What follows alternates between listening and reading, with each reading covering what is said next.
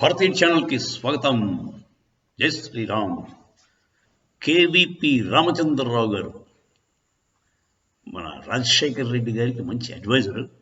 ఆయన ఉన్నప్పుడు అతనికి కుడి భుజంగా ఉండేవారు. ఆయన ఒక మాట వేస్తే పని జరిగిపోయేది కేవీపీ గారితో చెప్తే. అలాంటి కేవీపీ గారు రాజశేఖర రెడ్డి గారు పోయిన వెంటనే కాంగ్రెస్ పార్టీలో ఉన్నారు, కానీ కనుమరుగైపోయారు. ఆయన పెద్దగా బయటికి రాలేదు. బేసిక్గా జగన్మోహన్ రెడ్డికి ఆయనకి పడదు.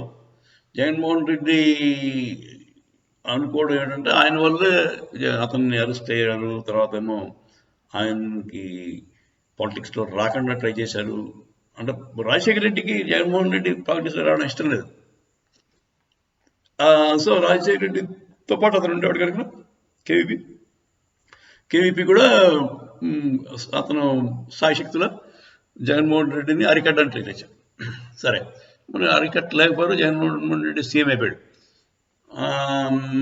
అలా సీఎం అయిన వెంటనే మరి కేవీపీని దగ్గర రానివాడు. ఆబ్వియస్లీ అతని మిత్రపక్షం కాదు. కానీ ఇప్పుడు మళ్ళీ షర్మిలమ్మ రాగానే కేవీపీ కూడా షర్మిలమ్మ వెనకాల ఉంటారు అని సంకేతాలు వస్తున్నాయి.